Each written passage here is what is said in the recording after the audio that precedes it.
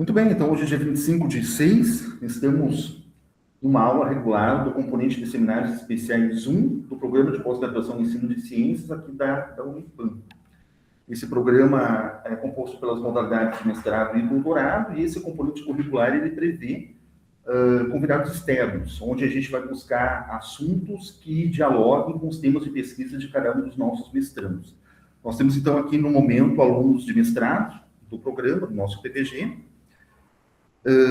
São eles, então, a Maria, a Dani, a Ana, a Deine e a Marielle, que estão por chegar. Então, eu gostaria de inicialmente agradecer a Mariane, agradecer ao Paulo pelo gentil aceite. Sempre importante, assim, rever os amigos e nos aproximarmos enquanto pesquisadores. Quando pensamos no tema aqui que seria de importância para os nossos mestrandos, para nossas mestrandas, nós pensamos na aprendizagem e o que imediatamente nos remeteu ao Paulo e a Mariane. Tá? O Paulo é professor da UFES, da Universidade Federal do Espírito Santo, no programa de pós-graduação em Química. Isso, né, Paulo? Sim. A Mariane é professora da UFES também, na Universidade Federal do Espírito Santo, no programa de pós-graduação em Psicologia. Eu sou o professor André, aqui do campus Caçapava do Sul da Unipampa, estou representando aqui o programa de pós-graduação em ensino de ciências. E o contexto que nos une nesse momento é o grupo de pesquisa ENAS, Ensino, Aprendizagem e Significado em Ciências, visto que os docentes que integram esse momento aqui, essa noite, são todos membros do grupo de pesquisa ENAS. Então, a gente está buscando aqui fazer um movimento de articulação entre a graduação, entre a pós-graduação, entre os programas de pós-graduação em ensino de ciências, em química, em psicologia, o que é sempre muito relevante. Eu percebo, muitas vezes, ramificações, né, que nós acabamos dando para as nossas ações a nível da instituição, e às vezes temos dificuldade em criar momentos de articulação. Então, eu sou sempre muito favorável a esses aspectos que a gente consiga integrar e perceber no que uma linha de pesquisa, que eventualmente não é aquela que eu estou trabalhando no momento, pode contribuir conosco, nos trazendo ideias, nos trazendo elementos que possam ampliar a nossa percepção quanto à realidade que nós temos no campo da educação. Todos nós somos professores, independentemente da modalidade, do nível, sendo que o nosso propósito é, além do ensinar, desenvolver, favorecer, fomentar aprendizagens. E esse é o ponto central, assim, do nosso encontro de hoje. Tá? Nossos palestrantes, então, são a Mariane, o Paulo. Eu vou deixar vocês bem à vontade para organizar falas, modos, meios, tempos, certo? E vou pedir para vocês, no começo, aqui, fazer uma breve apresentação pessoal. Eu sempre gosto que o próprio palestrante, o próprio convidado se apresente, que ele vai, certamente, identificar os pontos, assim, mais significativos, tanto para o contexto como para o público-alvo, com relação ao seu tema de pesquisa, a sua fala. Tá bem? Pode ser assim, Paulo? Mariane? Aí a gente vai mediando aqui um bate-papo, uma roda de conversa, para todos nós nos sentirmos enriquecidos em relação àquilo que for sendo tratado aqui. Tá bom? A palavra é com vocês. Ótimo. E aí, Paulo, quer começar? São as damas, é claro. As damas. Claro. Para aí, então. Eu que sou, assim, acho que é a mais estranha aqui no Ninho, né? Porque venho de uma formação, então, em psicologia, e o meu interesse de pesquisa sempre teve um foco muito forte numa área da psicologia que a gente chama de psicologia cognitiva, né? Com um enfoque muito experimental também, posteriormente, eu também fiz uma aproximação muito grande com as neurociências. Então, eu tenho toda uma linha de pesquisa também voltada para as neurociências, neuropsicologia, né? E eu me aproximo, então, do Paulo por conta dessa minha linha, dessa minha formação e meu interesse dentro da psicologia cognitiva, porque nessa área nós temos um interesse muito grande em entender, em estudar processos cognitivos, eu vou falar um pouco deles depois, de que perspectiva, o que são esses processos cognitivos. E quando o Paulo me procurou para a gente começar a pensar em algumas questões que eram relevantes para ele, né, no trabalho que ele estava fazendo, ele me procurou muito dentro dessa perspectiva, né, de investigar os processos cognitivos, né, Paulo? Então, eu tenho, claro, uma perspectiva que é uma perspectiva aí da psicologia. A minha graduação foi em psicologia, o mestrado e doutorado também. Eu me graduei e fiz toda a parte da pós-graduação na Universidade Federal do Rio Grande do Sul.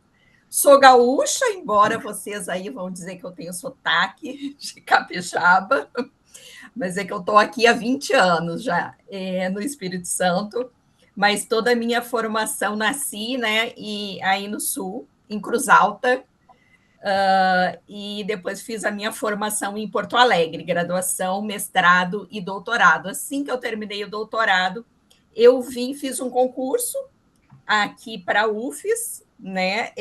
Um concurso que abriu exatamente na minha área, por isso eu vim para cá.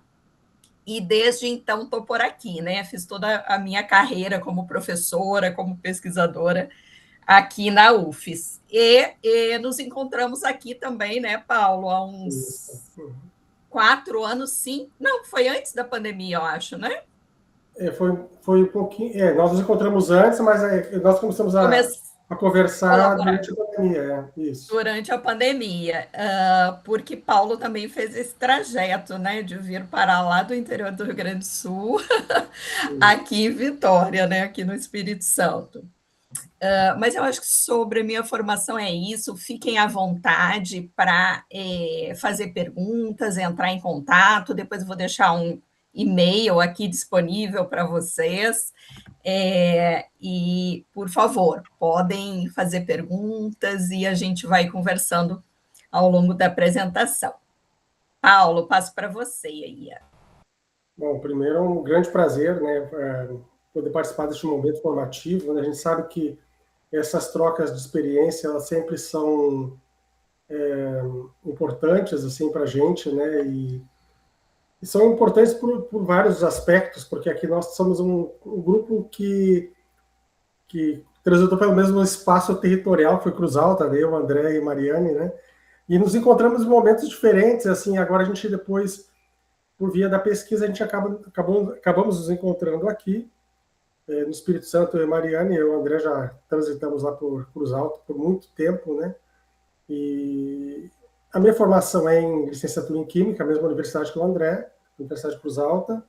Depois eu fui fazer um mestrado na Federal de Santa Maria, na área de filosofia, e a parte que eu trabalhei na época foi com a fenomenologia, e aí Mariane também tem uma perspectiva da fenomenologia, nos encontramos aí também por um aspecto do campo teórico, né? E aí a questão fenomenológica experimental, eu procurando os currículos, já conheci a Mariane, nos encontramos aí nos lates da vida, né, entendendo que talvez a gente pudesse nos aproximar, em função de que nós tínhamos um problema de pesquisa, que eu e o André conversávamos há um longo tempo, sobre os nossos instrumentos de avaliação e a nossa perspectiva de avaliação também, né, das aprendizagens. Então, sempre foi um ponto que para nós assim, era nevrálgico. Mas durante o mestrado, o doutorado também, eu fui fazer na URGS, fizemos juntos aí o André, a Universidade Federal, mesmo que a Mari, nós três somos oriundos da Universidade Federal do Rio Grande do Sul, em Porto Alegre, e lá eu trabalhei com a questão da ciência e compreensão. Sempre eu tive uma queda para esse aspecto de identificar os processos, né, da construção do conhecimento, né? Então, aqui na UFES eu trabalho com a química, o ensino de química, mas todos os nossos projetos eles têm um caráter assim, de investigar os modos da construção do conhecimento, né? Para qualquer campo isso vale, né? Não só no campo da química, como em outras áreas também, de humanas e também especificamente na área da educação científica. Esse é um grande nó, porque a gente sempre tem uma perspectiva mais behaviorista, né? Mais cartesiana, assim, de uma aprendizagem mais mecanicista e tal, né? E nós já vimos há um certo tempo buscando um caminho outro, né? Tanto o André quanto eu trabalhamos um bom tempo desenvolvendo estratégias didáticas e tudo mais, né? Para que a compreensão se desse de fato, né? Então, hoje nós ainda estamos estudando muito, né? Os nossos grupos trabalham bastante, no sentido de que a gente possa dar subsídio para os nossos pesquisadores em informação, nossos licenciados em informação, os nossos formandos de todas as áreas, né? Que tem uma perspectiva de refletir sobre o seu próprio fazer, né?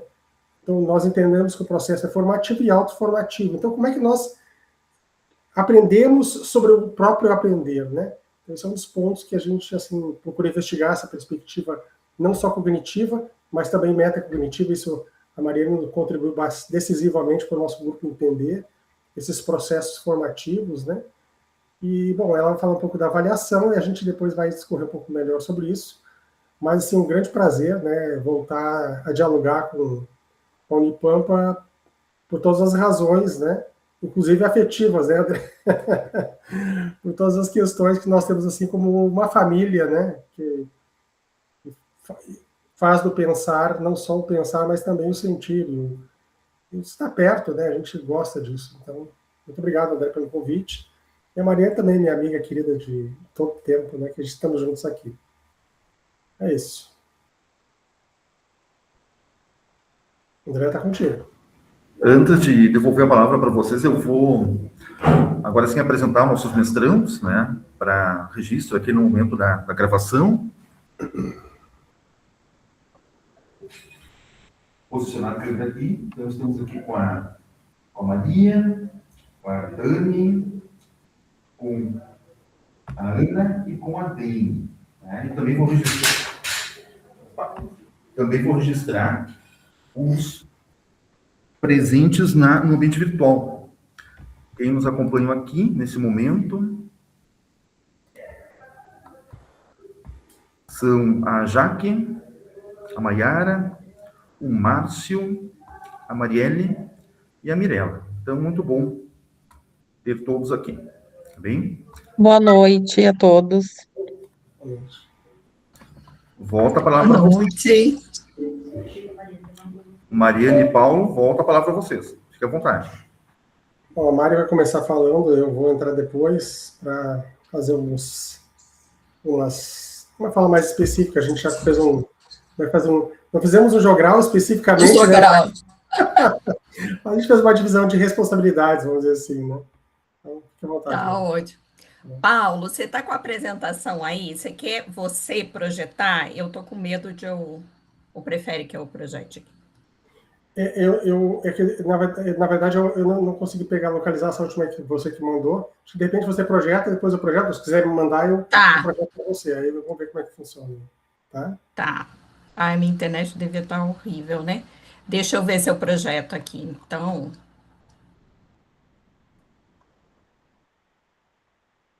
Eu só vou parar de enxergar vocês quando eu projetar, mas vai dar tudo certo.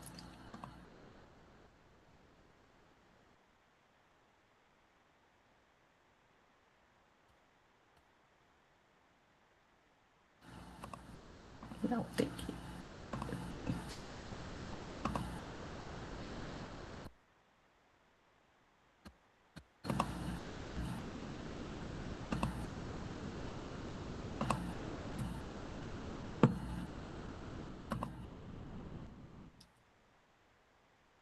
Ah, ele abriu num cantinho. Vocês estão enxergando? Apareceu sim, aí, gente? Tá, deixa eu só botar no modo apresentação. Para dar tudo certo. Sim, está aparecendo bem. Aí. Então, vamos lá. Ai, que bom. Estou enxergando vocês também aqui no cantinho. Deu certo.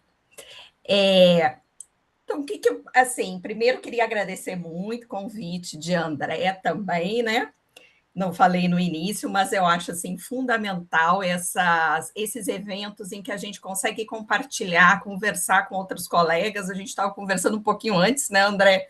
o quanto a gente está sendo consumido, nós professores, pesquisadores, por atividades administrativas, operacionais, técnicas, burocráticas. Isso vai consumindo de uma tal forma o nosso tempo, que eu acho que quando a gente tem esses momentos de parar para conversar, né, falar, trocar ideias sobre efetivamente os nossos objetos, né, de investigação, os nossos trabalhos, né, e as nossas metodologias de ensino, é muito bom, assim, né? Parece contraditório até falar nisso, mas, assim, parece que acaba virando exceção esses momentos em que a gente consegue fazer efetivamente o que a gente foi preparado, se preparou para fazer, né? Então, eu acho, assim, muito rico.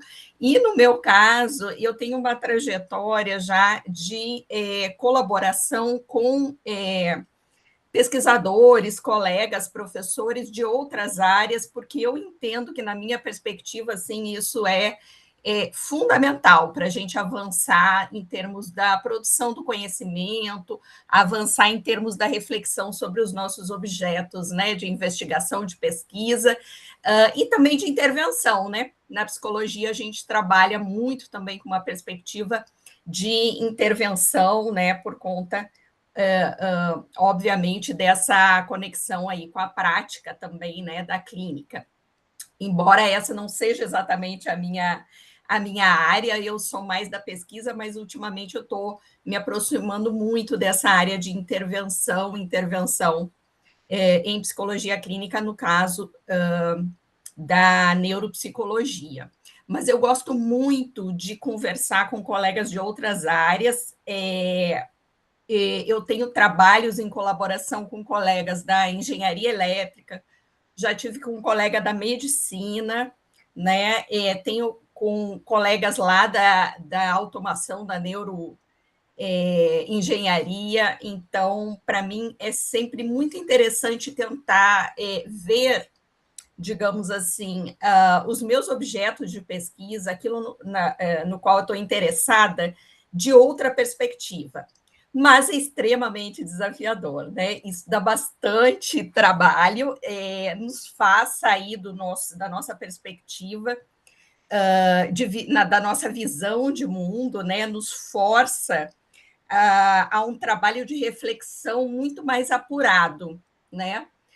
Mas eu acho que é isso que faz a gente avançar em termos do entendimento dos nossos problemas, né, de pesquisa. Eu sou, então, professora da pós-graduação em psicologia aqui da UFES. Nós temos 2 programas de pós-graduação em psicologia. Eu sou do que chama pós-graduação em psicologia, o outro chama psicologia institucional.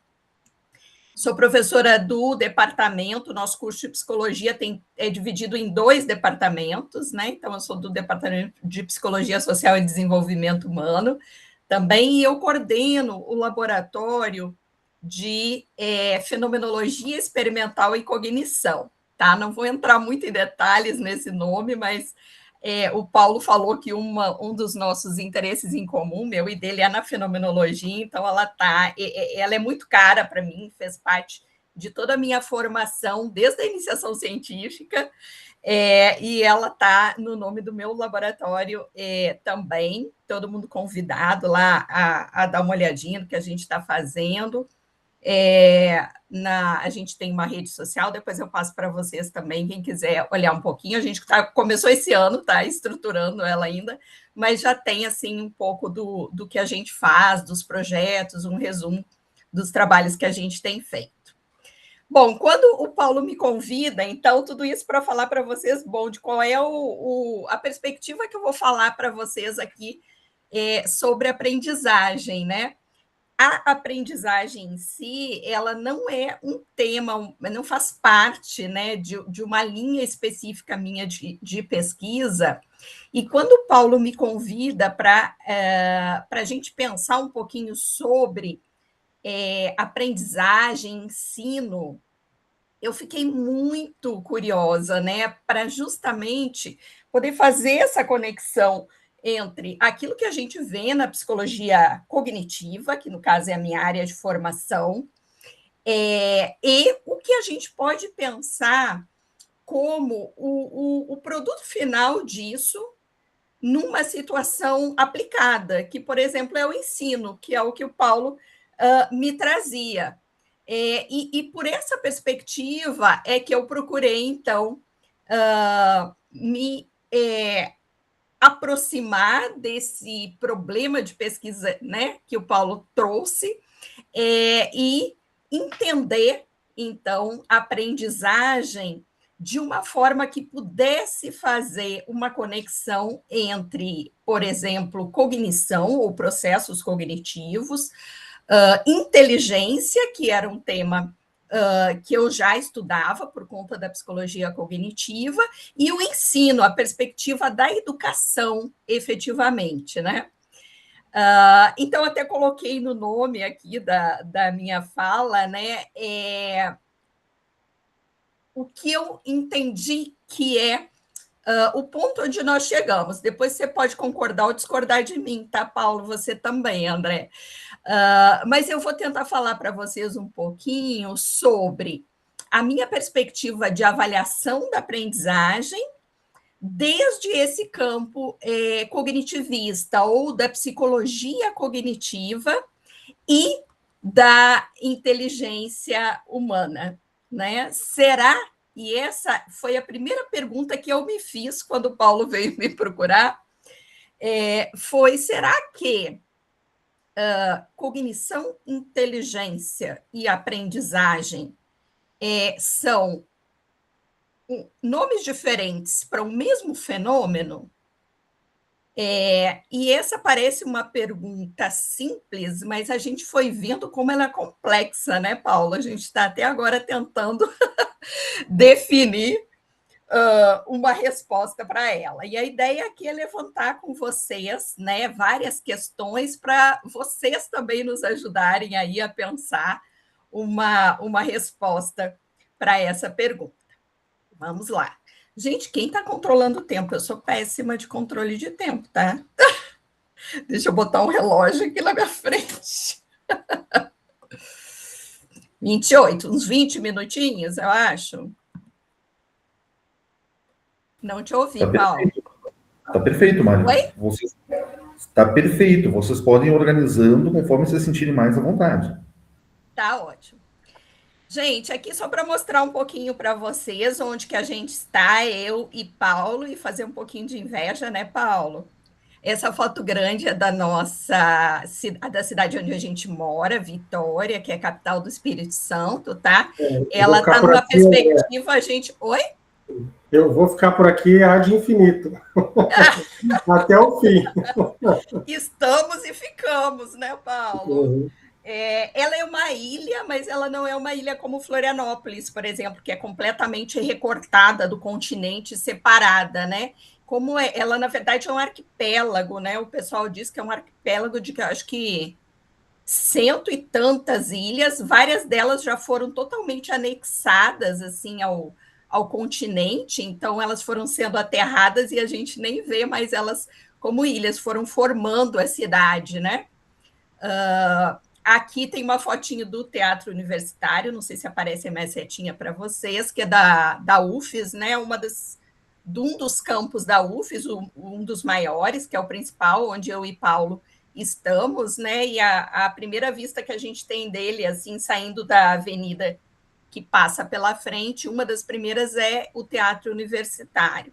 Aqui embaixo é o prédio da minha pós-graduação, né? Onde fica o meu laboratório, o LAFEC, e aqui a minha salinha lá, o laboratório, com os alunos, orientandos, mestrandos, doutorandos, que estão trabalhando esse ano, nesses 2, 3 últimos anos comigo, né? Então, só para dar uma notícia para vocês. Bom, quando o Paulo me pergunta, me aciona, né, e pergunta, Mariane, você acha que você poderia colaborar com a gente? O que a gente está querendo? Nós estamos pensando se tem uma possibilidade da psicologia nos ajudar a pensar alguns indicadores para a gente de o quanto uma metodologia que a gente desenvolveu de ensino ela está sendo efetiva ou não. Né? Será que a psicologia consegue dizer para a gente, né, trazer algum tipo de enquadre, né, proposta, o conjunto de pressupostos que nos dê uma indicação bem objetiva, bem precisa do que é um processo, né, de aprendizagem, do quanto os nossos alunos estão sendo beneficiados, estão ganhando ou não estão ganhando com a metodologia de ensino que a gente desenvolveu. E aí eu acho que eu nem disse para ele, né, mas fui para casa pensando, nossa, gente, isso é um desafio de décadas, né, na psicologia, a gente conseguir definir indicadores precisos para os nossos fenômenos ou processos mentais, né? E aí, a perspectiva da qual eu comecei a pensar foi a perspectiva da minha formação, né? Que é o que é um processo avaliativo? O que é um processo avaliativo na psicologia?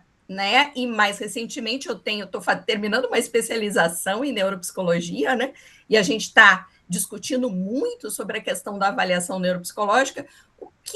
Quais são os critérios? O que a gente chama de avaliação e o que a gente faz numa avaliação psicológica ou neuropsicológica? Para eu chegar lá na avaliação que o Paulo quer, vou começar pensando na minha e depois eu vou tentar transpor e a gente pensar o que tem de pontos em comum ou não. Então, a primeira coisa que eu acho que é importantíssima a gente sempre destacar é que uma avaliação psicológica ou neuropsicológica, por enquanto, né, ainda aqui falando da minha perspectiva, o que ela quer?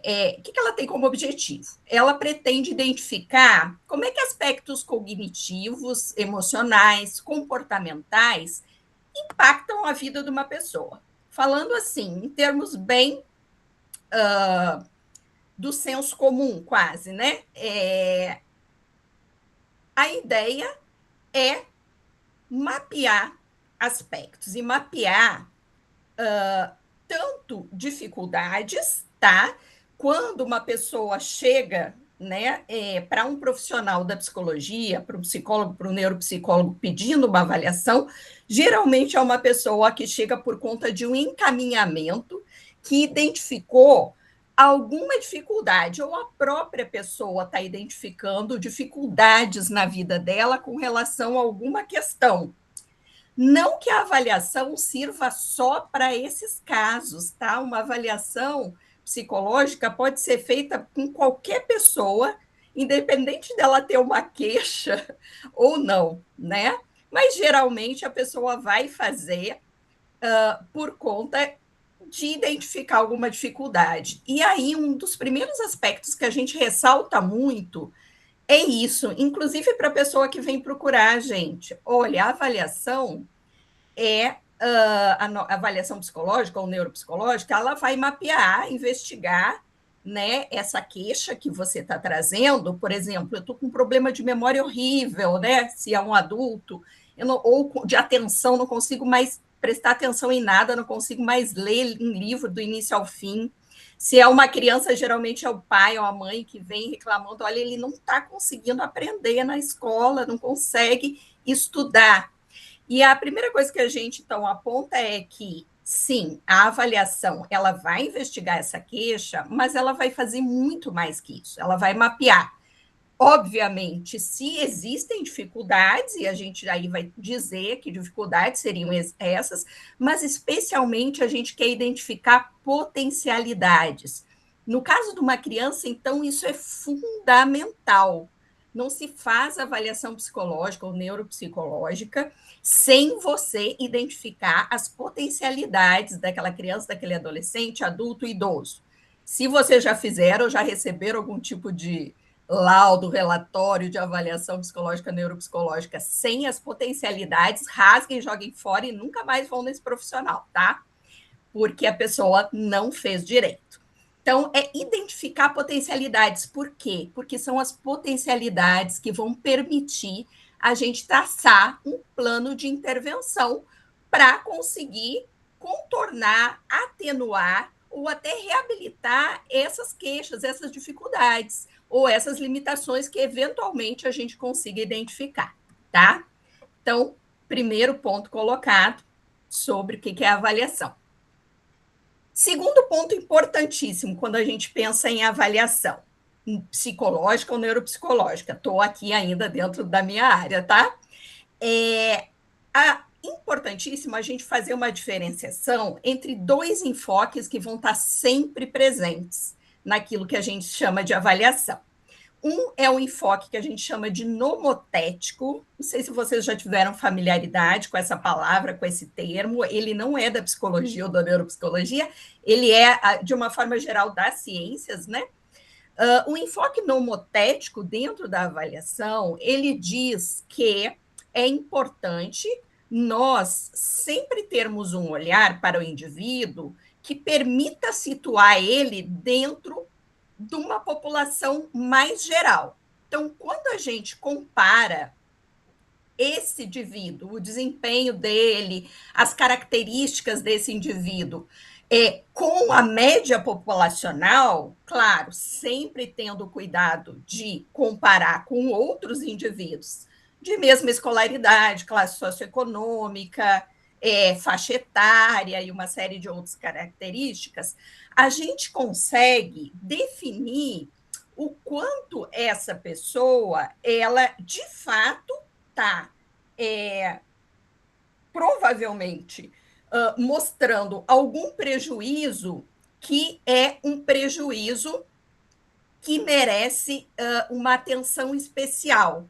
Por quê? Porque quando a gente compara esse indivíduo com a média, com uma base normativa, né, a gente consegue estabelecer o quanto ele está dentro de janelas de possibilidade de intervenção e o quanto ele está mostrando, né, um comportamento ou habilidades esperadas, né, para a idade dele, para a faixa etária, no caso, para a escolaridade, enfim. Esses marcadores, eles são importantes porque eles sinalizam se a gente já deve entrar com algum tipo de intervenção, de estímulo, ou não, se a gente pode esperar um pouco e ele está dentro ainda da possibilidade de desenvolvimento, né? Geralmente, quando a gente fala em enfoque nomotético, até os alunos da psicologia mesmo já ficam lá com o pé atrás, vocês estão vendo aí um gráfico, né, uma curva normal, a curva de Gauss, cheia de proporções e números, os alunos já ficam, mas isso é quantitativista, está reduzindo a pessoa a números. Sim, é um olhar mais quantitativo, mas para nós é fundamental. Por quê? Porque existem processos, né, psicológicos que eles têm janelas de desenvolvimento. Então, por exemplo, rapidinho, um deles, a linguagem. A gente tem marcadores de desenvolvimento da linguagem esperados para uma criança, muito precisos. Então, por exemplo, se uma criança, uma mãe vem reclamando que o seu filho, a sua filhinha de 1 aninho está falando só uma palavrinha, está falando mais nada, né? Não consegue ainda formar frases, ela fala palavrinhas aqui e ali. A gente vai ficar preocupado? A gente vai dizer que não, coloque ela numa intervenção, já tem que estimular? Não, porque 1 aninho a gente está esperando justamente que a criança comece a falar palavrinhas, 1, 2, ela não está formando uma frase com conexões ainda, usando conectivos, né? Agora, se uma mãe vem com uma criança de 2 anos dizendo que ela só fala uma palavra, a gente vai acender um alerta. porque a gente precisa fazer uma avaliação completa, claro, não é só no relato desse relato da mãe, né? A gente vai fazer uma avaliação bastante extensa, mas se a gente detectar que, de fato, a linguagem dessa criança ela está restrita à fala de uma palavra ou outra já com 2 anos, isso é um indicador muito importante de que a criança está, em termos de linguagem, com prejuízo já. Se ela não é estimulada, se não é feito um plano de intervenção para essa criança, por conta de desenvolvimento do próprio cérebro dessa criança, mas não só, tá? Ela vai acumular um prejuízo em termos de aquisição da linguagem pelo resto da sua vida.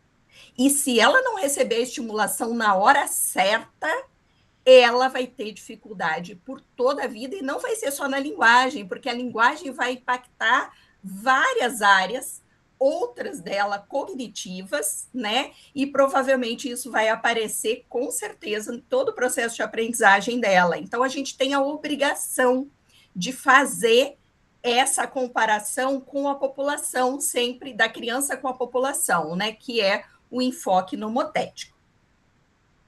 Pessoal, vocês estão conseguindo acompanhar? É muita informação diferente ou tá claro até agora? Podem perguntar, tá? Sim, não vejo nenhuma carinha dizendo nada. Tá tranquilo, obrigada, Maiara. Abri o microfone aqui, Mari, para a Dani, Tá. a Ana Karine. Fiquem à vontade, gente, qualquer apontamento. E se eu tiver com o microfone fechado aqui, vocês podem me acionar, tá bem? Tá tudo tranquilo, Mariana, tudo certo. Tá ótimo. Gente, pode também mandar alguma perguntinha aí no chat, a André me fala se eu não conseguir enxergar. O outro enfoque, então, são 2 enfoques obrigatórios em qualquer situação de avaliação psicológica ou neuropsicológica. O outro é o que a gente chama de ideográfico, que é quando a gente compara o indivíduo com ele mesmo. O que é comparar o indivíduo com ele mesmo, né? A gente está olhando aí porque a gente chama de singularidade funcional. Então, a gente tenta ver como que o indivíduo, não só em termos de passado e presente, né? Como é que o indivíduo era, como é que ele está agora, mas, assim, pensando em vários aspectos, digamos, da sua cognição, né? E na neuropsicologia a gente olha e avalia processos cognitivos, atenção, memória, funções executivas que a gente chama, né? Que envolvem uma capacidade de resolução de problemas, de planejamento, enfim. A gente olha esse indivíduo por diversos aspectos. Bom, a linguagem talvez não esteja boa, voltando naquele exemplo daquela menininha, né, da mãe que traz a filhinha de 1 aninho, de 2 aninhos, e está falando só uma palavra, mas talvez ela esteja muito boa em termos de percepção visual, ela sabe montar um quebra-cabeça, ela sabe desenhar, enfim. Então, a gente olha vários aspectos, né, da cognição do indivíduo e, na verdade, no fundo, a gente está comparando ele com ele mesmo, né? Ele em vários processos como é. E também, claro, tenta olhar numa perspectiva de desenvolvimento, né? Como é que ele era antes? Como é que está agora? Essa linguagem sempre foi assim?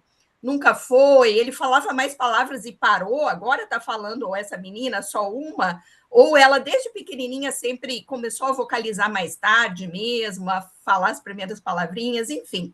Então, a gente tem esse enfoque mesmo. Por que eu trouxe isso para vocês? Porque isso já traz uma perspectiva do que é a avaliação, né? Na psicologia e do quanto ela envolve um olhar que é bastante holístico, né? E que a gente precisa levar em conta não só uma perspectiva quantitativa, que é a nomotética, mas também uma perspectiva mais qualitativa na avaliação. Isso é fundamental. Então, quando a gente está avaliando na psicologia, a gente está dizendo que a gente está fazendo um trabalho muito complexo de mapeamento, né, da funcionalidade do perfil de uma pessoa em termos de processos cognitivos. Bom, mas aí, como é que eu transponho isso para a pergunta que o Paulo me trazia, que era, Mariane, a gente pode pensar em indicadores que nos permitam avaliar a aprendizagem? Além de eu partir dessa perspectiva da avaliação, como eu trouxe para vocês agora, né, com um processo bastante complexo, quando a gente fala de aprendizagem em psicologia, inevitavelmente a gente fala também dos estudos sobre inteligência. E aí eu vou pedir para vocês terem a paciência de eu recuperar só um pouquinho, tá? A gente vai passar bem rápido de uns elementos da história da psicologia, porque essa questão de aprendizagem de inteligência, ela deu pano para manga durante um bom tempo no início da psicologia, quando a psicologia se consolidava ainda como uma disciplina científica, né? Lá no início do século passado. Essa história já tem aí quase um século, mas eu vou falar bem rapidinho dela, só para vocês entenderem uma questão que a gente ainda precisa resolver e que permeia, assim, essa nossa perspectiva de entendimento do que é a avaliação da aprendizagem e se ela tem relação com a avaliação da inteligência. Eu dou uma disciplina, a principal disciplina pela qual eu sou responsável no curso de graduação em psicologia se chama Processos Básicos com Enfoque no Pensamento e na Linguagem. E uma das unidades nossa da disciplina é toda sobre abordagens e teorias da inteligência. Eu não trabalho aprendizagem lá. Por quê? Porque a aprendizagem, na história da psicologia, ela ficou muito ligada ao movimento behaviorista, ou abordagem behaviorista.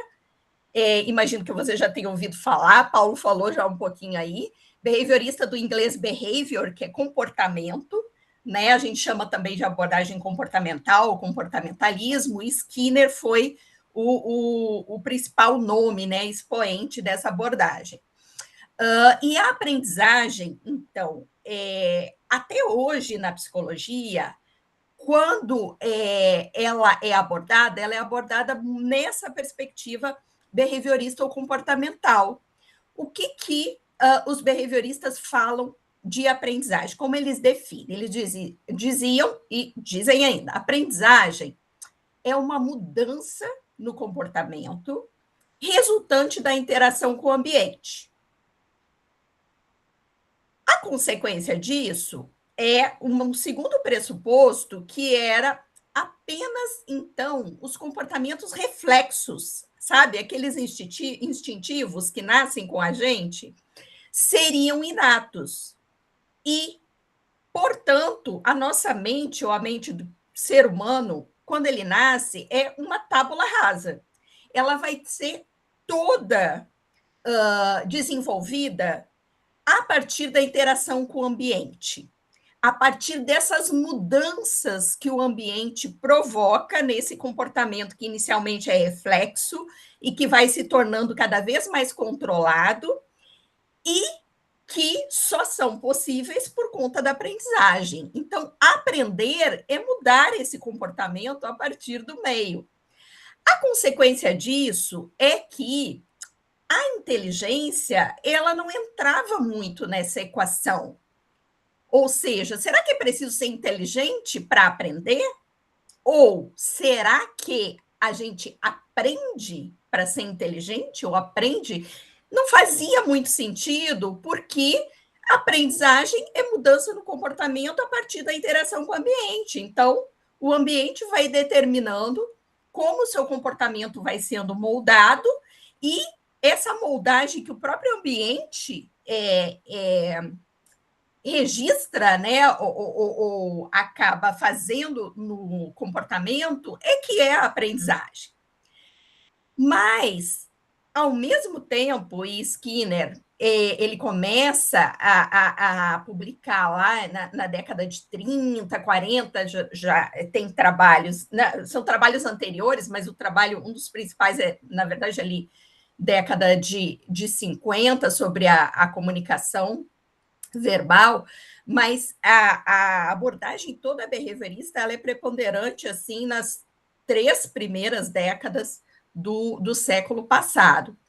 Mas isso não significa que estudos sobre inteligência não continuaram sendo feitos.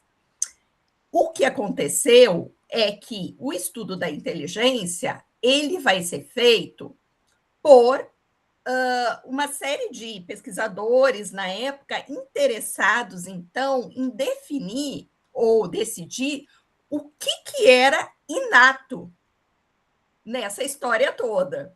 Então, o Skinner vai lá e relega tudo que é inato a um conjunto de variáveis de menos importância. Mas o pessoal que considerava que não, a gente tem que olhar para aquilo que é inato, acaba indo investigar inteligência. Por quê? Porque eles dizem, não, tem algum componente aí que pode estar direcionando a habilidade ou o quanto que uma pessoa pode aprender ou não. E aí a gente tem, paralelamente, acontecendo uma série de estudos, né, sobre inteligência, que, na verdade, tem um outro foco totalmente diferente dos behavioristas e do Skinner, que era tentar definir formas de mensurar a inteligência, né, e de definir o quanto de inato a gente tem de predisposição, digamos assim, para desenvolver a nossa cognição.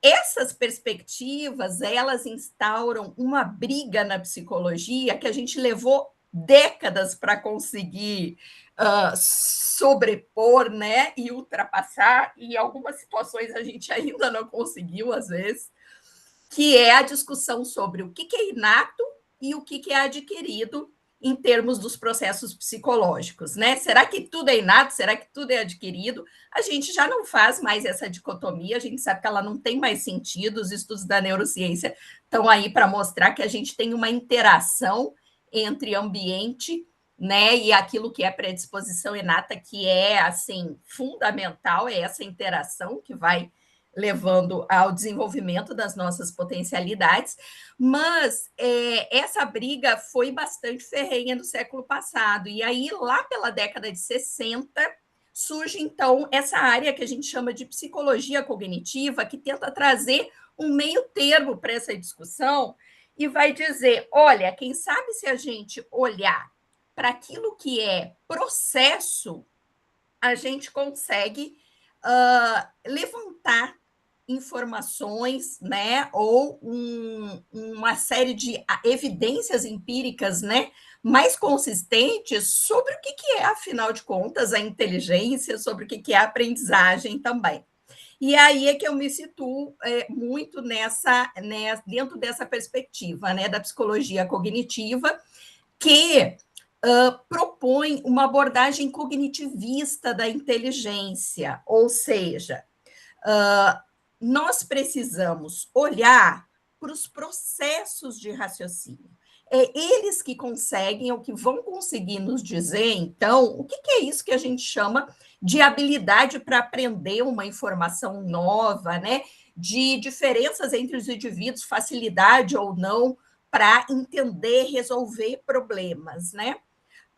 E então, quando, de novo, voltando a demanda que o Paulo me traz sobre será que a gente consegue desenvolver um conjunto de critérios para avaliar a aprendizagem, eu vou naturalmente buscar, então, dentro das abordagens cognitivistas da inteligência, uma possibilidade de levantar esses critérios. Por quê? Porque eu entendo que é lá, nessa perspectiva, que a gente vai encontrar indicadores desses processos de raciocínio. O que está acontecendo com essa pessoa que está aprendendo, né? Gente, tranquilo até aqui? Vou seguir, então. tá?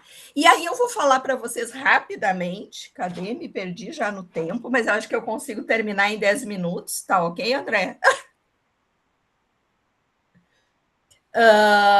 Vou falar para vocês sobre uma abordagem cognitivista da inteligência, que foi a abordagem que eu apresentei e trouxe para o Paulo, porque eu entendi que ela é a que mais conseguiria dialogar com essa demanda que ele me trazia com relação aos processos de ensino-aprendizagem, né? Que é a abordagem da inteligência plena, ou teoria triárquica da inteligência, do Robert Sternberg, que é um psicólogo bastante conhecido dentro da psicologia cognitiva e que tem desenvolvido, né, desde a década de 80, esse modelo teórico aí, explicativo da inteligência humana numa abordagem cognitivista, no meu entendimento, bastante interessante. Tá a fotinho dele. O que é a teoria, então, do Sternberg, né? Ele vai dizer que a nossa inteligência, ela, na verdade, tem que ser olhada como um resultado de 3 aspectos que são interrelacionados, tá? E que influenciam uns aos outros. Um desses aspectos é o que ele chamou de inteligência prática, o outro aspecto ele chamou de inteligência analítica e o outro ele chamou de inteligência criativa. A gente pode pensar, é uma inteligência só, sempre ele vai falar inteligência plena, mas a gente pode subdividir nesses aspectos. O que é o aspecto prático, analítico e criativo? Vou contar uma historinha bem rápida para vocês, que é uma historinha que o próprio Sternberg conta no início, na abertura do capítulo desse livro dele, que está em português, que eu botei a foto ali para vocês, chama Inteligência Plena. Ele diz, imaginem vocês 2 amiguinhos de escola, tá? 2 coleguinhas dos seus, sei lá, 10 anos, por aí, 12 talvez, que estão sempre juntos, brincam juntos, estudam na mesma sala, mas um deles é aquele que sempre tira nota 10 em todas as provinhas. Todas as tarefas que os professores dão, é sempre o 10 com estrelinha. O outro amiguinho é aquele que está sempre na luta, sofre, mal consegue chegar lá num 7, quando chega num 7 está pulando de feliz, tem uma dificuldade enorme em fazer as tarefas, em completar e se sair bem e acertar as questões, tá? E aí um dia, é uma fábula, tá, gente? Depois vocês vão entender por que é fábula. Tem participação de animais pensantes. Aí os 2 meninos saem da escola e, com tempo livre, assim, saíram mais cedo, resolvem ir caminhando em direção a um bosque que tem ali perto. O Sternberg é americano, né? Então, vocês imaginem que é um bosque lá perto de uma escola, por isso. E eles entram no bosque e, distraídos, brincando, conversando, vão entrando, correndo. Quando eles vêm, eles estão no meio do bosque, meio que se perderam, assim, já não sabem direito qual é o caminho, a trilha que tem que pegar para sair e voltar, né, lá para perto da escola onde eles estavam. E aí eles ouvem um barulho alto de algum bicho, e eles pensam imediatamente, nossa, é um urso, eles reconhecem como um urso, aquele barulho. E daqui a pouco eles enxergam o urso lá vindo por entre as árvores, né? E percebem que o urso está correndo na direção deles e que viu eles também. E aí eles começam a imediatamente, né, entrar ali a gente chama luta-fuga, né? Num estado ali em que eles têm que fazer alguma coisa. Ou eles saem correndo, ou eles param. E aí esse menino, que é o que tira nota 10 sempre, ele olha para o urso, para as árvores e começa a calcular mentalmente. Aí aqui vocês pensem naquele meme da Nazaré, sabe? Com aquele monte de fórmula assim. E aí ele está pensando e ele diz para o amiguinho, olha, não tem como, não adianta a gente nem correr, nem fazer nada. Com a velocidade que ele está vindo, esse urso, porque esse menino, o nota 10 era muito bom, né? Do cálculo rápido ali, analítico, a gente não vai conseguir escapar dele. Mesmo que a gente corra muito, não dá tempo da gente chegar fora da floresta num lugar seguro, pela velocidade que ele está vindo, ele vai nos engolir. Aí o amiguinho outro, que era o que não tirava nota 10, olha para ele e diz rapidamente, não, na verdade, só o que precisa é eu correr mais que você, e sai disparada. E aí o que acontece? Chega lá o urso, ai, tinha até botado a foto do urso, ó, e come o amigo que ficou fazendo cálculos. Eu não avisei que era uma história triste, né? Mas tá? Depois tem a última parte. O que o Sternberg quis dizer com esse início da história? Ele vai dizer que inteligência é sempre uma questão de resolução de problemas em que eu preciso adaptar meu pensamento ao meio aonde eu estou. E se eu identificar a inteligência só com o aspecto analítico, nem sempre eu vou conseguir resolver os problemas de forma satisfatória. Ou seja, o que o Sternberg estava tentando mostrar com essa metáfora é que o aspecto analítico da inteligência ele é muito importante para a gente resolver questões que exigem uma inteligência analítica. Então, o menininho que sempre tirava nota 10, quando ele, na escola, para resolver as tarefas, ele usa esse aspecto analítico, que, pelo visto, é super desenvolvido nele. Mas quando ele está numa situação em que esse aspecto não é o melhor aspecto para resolver o problema que se apresenta, ele também vai ter prejuízo.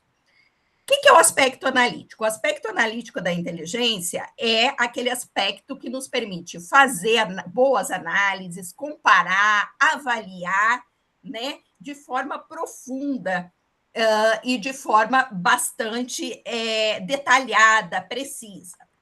O aspecto criativo da inteligência é aquele aspecto que nos permite criar, né, a partir daquilo que a gente sabe, planejar formas diferentes, soluções novas para problemas, inventar, principalmente, né? E o aspecto prático é aquele que nos permite utilizar ou aplicar o conhecimento, aquela informação, as experiências que a gente tem para solucionar um problema da vida prático.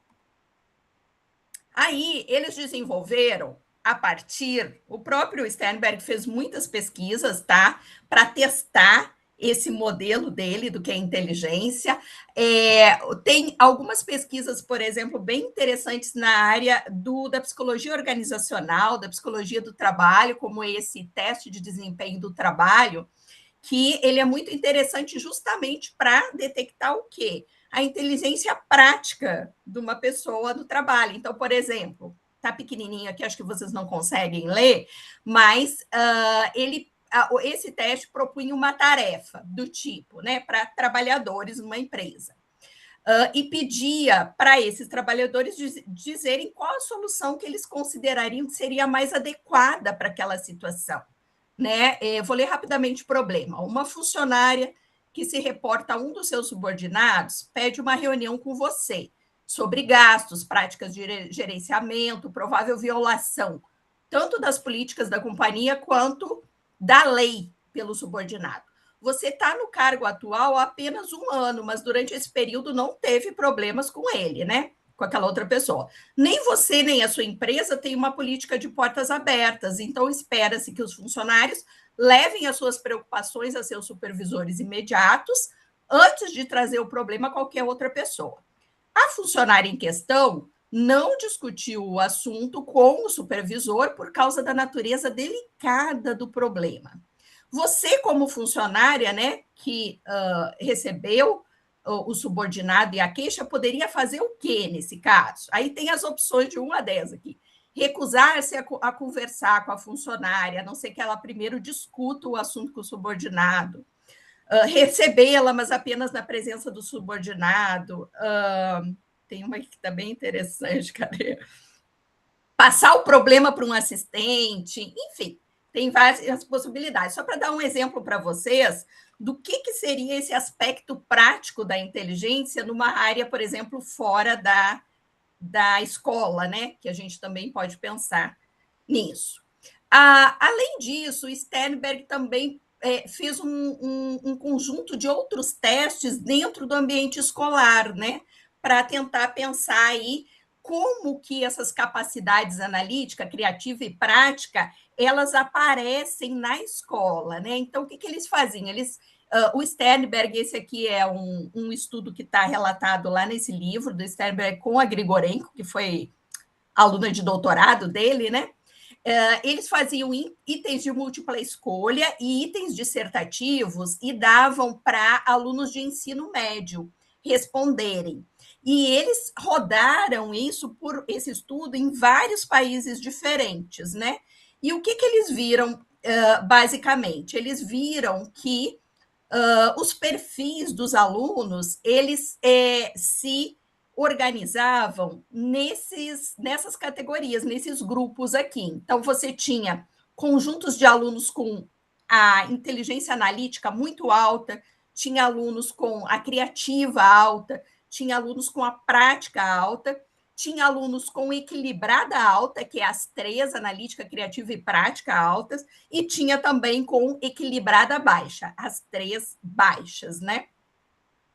Bom, uma outra forma, outros estudos que eles fizeram aí com alunos já de ensino superior, e aí alunos do curso de psicologia, porque Sternberg dava aula para o curso de psicologia, era, por exemplo, testar sessões de discussão com os alunos depois de eles terem sido submetidos ao que eles chamaram de métodos de ensino diferentes, né? O que seriam esses métodos?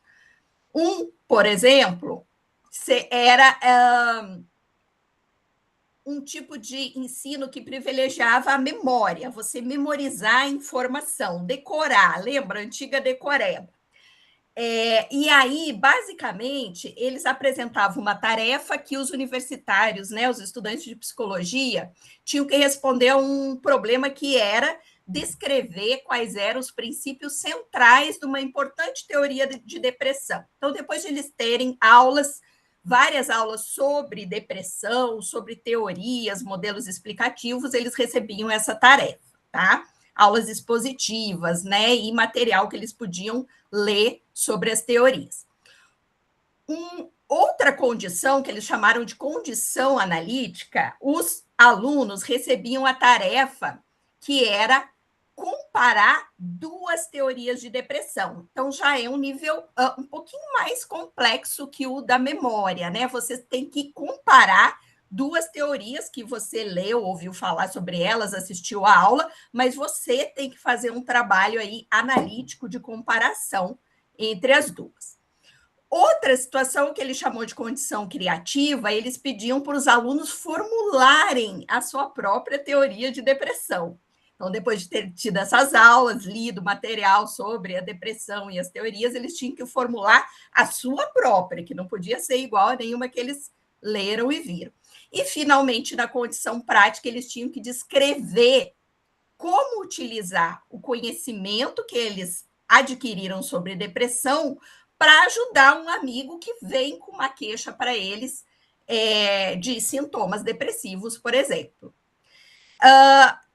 Esses estudos todos que Sternberg conduziu, a Grigorenko, levaram eles a entender que, por exemplo, alunos com capacidades criativas e práticas muito desenvolvidas, ou mais desenvolvidas que a analítica, por exemplo, eles não são ensinados, se não forem ensinados ou avaliados de acordo com essas capacidades, eles vão acumulando desvantagens ao longo de toda a sua formação escolar. Por quê? Porque a formação escolar nossa, ela privilegia esse aspecto analítico muito mais que os outros, né? E se o perfil do aluno é um perfil que tem o aspecto prático ou criativo mais desenvolvido, ele acaba tendo dificuldades, ou se ele tem dificuldades, as dificuldades deles acabam se ampliando muito, né? Então, para o Sternberg, inteligência, e eu diria aqui, então, se a gente vai falar de aprendizagem, a gente tem que falar que a aprendizagem tem que considerar essa característica, essa definição de inteligência plena, ela é um conjunto de capacidades necessárias para atingir o sucesso na vida, sucesso definido de acordo, claro, com cada grupo social, com cada cultura, tá? já disse isso. Ela é também a capacidade de reconhecer e aproveitar ao máximo as suas forças, né? Então, tem um componente metacognitivo aqui importantíssimo. Não é só você ter uma habilidade, mas você conseguir entender que aquela é a sua habilidade, né? A sua maior força, digamos assim, e entender onde você tem dificuldade, né? Se você tem. E, além disso, a gente precisa considerar que, quando você conhece as suas forças e conhece as suas fraquezas, você consegue reconhecer e compensar, né? As suas fraquezas a partir das suas forças. E, finalmente, então, inteligência também para o Sternberg vai ser essa capacidade de se adaptar, de modificar e de selecionar ambientes e ajustar pensamento ao ambiente. E, portanto, a aprendizagem, ela tem que, de alguma forma, incluir essa perspectiva, né? E aí, acho que eu fechei. Gente do céu, não consegui ser mais rápida. Desculpa, André e Paulo. Agradeço vocês. Aqui o meu contato, gente, para quem precisar, quiser, fica à vontade. Aqui é o Instagram do nosso laboratório, tá? E fecho aqui a minha apresentação. Deixa eu parar de apresentar. Acho que Imagina, é isso. tudo muito bom, tá? Nos traz algumas questões importantes para a gente pensar, né? E trazer para o campo educacional. Vendo você falar com bastante propriedade com relação às três dimensões da inteligência proposta por Sternberg, né? Fizemos uma análise rápida aqui entre o público presente de quanto nós valorizamos no ensino formal a capacidade analítica, na perspectiva de você propor atividades que valorizem um produto e subvalorizem um processo.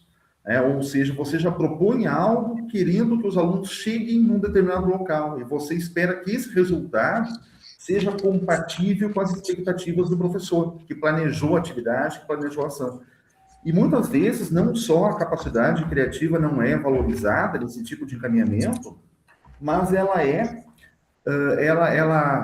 recusada em alguns processos quando o aluno se propõe, por exemplo, a raciocinar, a pensar, a construir um mecanismo de enfrentamento de um problema que não é aquele que está sob o domínio do professor. Eu tenho fomentado muito aqui nas minhas aulas, né, uma perspectiva de enfrentamento a esse desafio, que é um desafio nosso, porque essa é uma questão cultural, mas apontar aberturas para que o aluno construa um caminho, construa uma estratégia a partir de um determinado problema.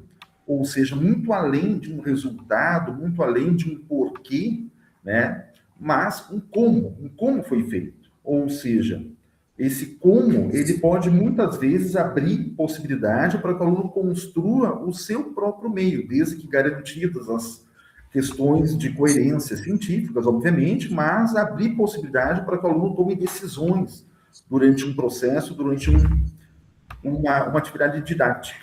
E aí nós temos aqui licenciaturas da área das exatas, né, matemática, física, química, o quão pouco nossas atividades, muitas vezes, valorizam essas outras dimensões além da dimensão analítica, né? Que é aquela que a gente está mais habituado, aquela pela qual a gente foi formado quando trabalhou, quando estudou, quando pesquisou as ciências exatas, que é o nosso ponto aqui do âmbito do mestrado, do doutorado. Tá? Muito bem, muito obrigado, Mariana. Eu que agradeço. Paulo, com você. Agora vamos à parte aqui que às vezes complica, só deixa eu projetar aqui e ver se não vai dar zebra, cara. Só um segundinho, André.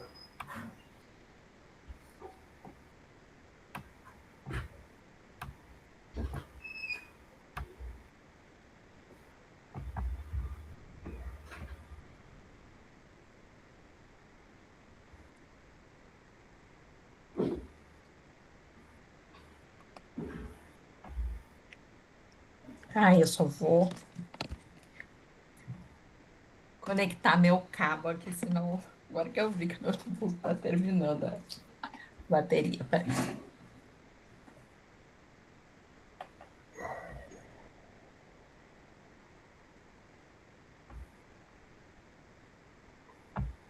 Eu vou pensando alto aqui, Paulo, a partir de umas discussões que estamos tratando. A gente muito pouco valoriza em sala de aula essa capacidade do aluno de construir situações, né? Ou seja, quando você desenvolve uma atividade didática e solicita que o aluno reproduza algo que foi dado pelo professor, recupere aspectos de memória, aquilo que ele reteve em um determinado momento, que às vezes nem é de longo prazo, é uma retenção às vezes de curto prazo, né? Você faz uma abordagem, faz uma revisão e quer que o aluno retome algumas questões uma semana depois, por exemplo.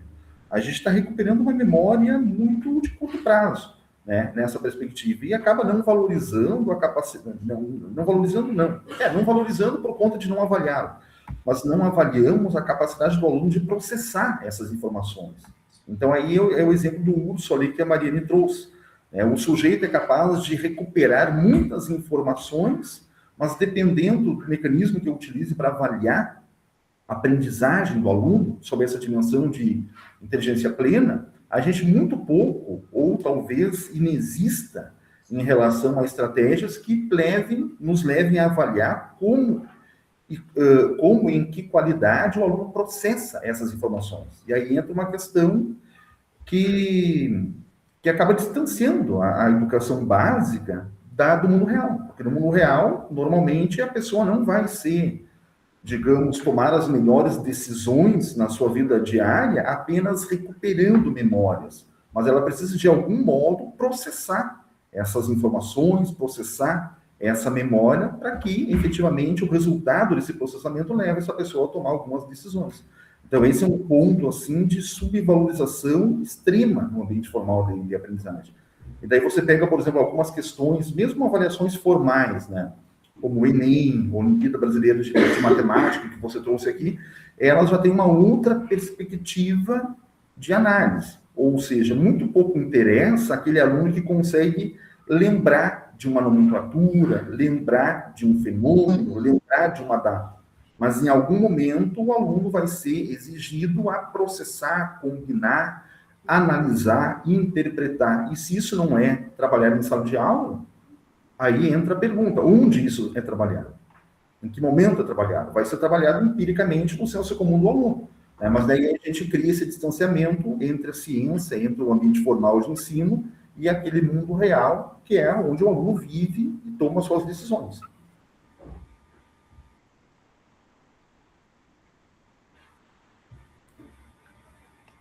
Com você aí, Paulo. Vamos lá, meu chapa. André, só estou pedindo para entrar aqui com outro e-mail, só libera para mim aí para poder tentar acompanhar como é que está a apresentação aqui, tá? Estou permitindo aqui, Paulo. Sim, senhora, obrigado. Tem uma minha roupa aqui dentro do geladeira. Tá, agora aqui que vai ser a demonstração, o que é um sexagenário, cara, em ação. Apanhando o limite, cara, que vergonha. Peraí. Minhas aluninhas estiverem aqui, elas vão me xingar, André. Sua apresentação tá na nossa tela, Paulo. Tá tudo certo. Tá, mas não tá de tela cheia aí, né, cara? Não tá com tela cheia, mas não há nenhum problema. A gente está numa projeção maior e eu estou também no ambiente virtual aqui, está bastante legível, bastante adequado. Tá? De repente você aumenta o zoom ali um pouquinho embaixo, mas se não quiser aumentar também, não precisa. Mas isso aí é o tal. Perfeito. Aí fica ruim. Tá bem visível, Paulo. Bom, vamos lá então. Vamos passar essa vergonha aqui, que eu não sei o que deu no meu cognitivo aqui, Mari. Eu acho que eu tô com a avareza cognitiva aqui, sabe? Ocupando meus neurônios. Só é o friozinho, o horário. Vamos ver. Só para eu ver aqui, na hora que projeta, Mari, só para eu não me perder aqui, você usa tela cheia, o que você usou aí? Eu já me esqueci, por incrível que pareça. Não, mas para você não tá aparecendo?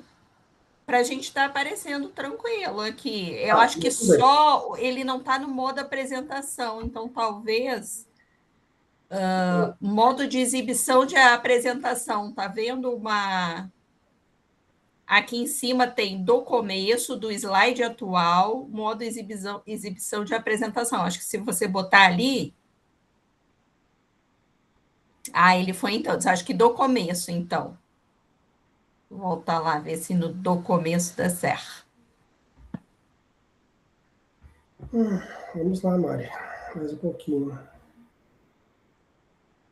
Aqui para mim aparece tela cheia, menina. Para vocês não, que coisa. Tá tudo bem. Vamos lá. Não vamos nos encabular com isso, né? Então, não, tá ótimo. Dá para ver direitinho. Bom, vamos lá então, gente. Bom, primeiro, quero agradecer ao André novamente pelo convite, né? E a Maria, ficamos com uma tarefa pesada, né? De pensar os aspectos avaliativos, né? Isso foi uma das questões assim, que desde o começo do nosso encontro, 4 anos e tantos atrás, né, quase 5 anos, que a gente vem pensando em como nós vamos trabalhar a avaliação. E aí eu vinha pelo aspecto da aprendizagem, a Mari vinha pelo aspecto da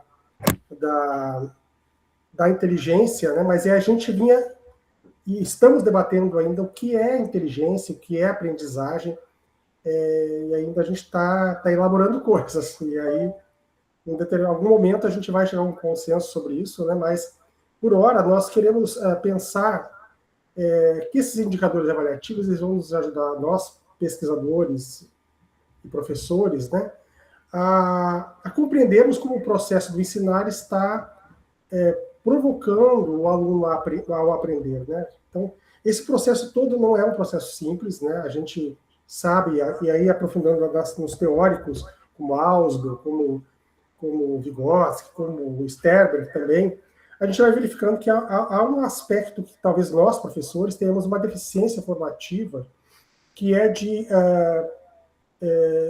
do próprio campo teórico mesmo, né? De compreendermos o que de fato nós estamos avaliando, né?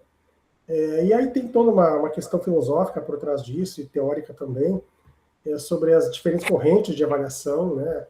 A emancipatória, a avaliação por objetivos. Então tem uma série de questões, mas assim, por um aspecto mais prático, nós poderíamos pensar em que o aspecto que vai contribuir para a nossa reflexão, o nosso próprio processo de intervenção em sala de aula, que é isso que a gente faz quando nós vamos ministrar uma aula, realizar uma oficina, um seminário, seja o que for, né?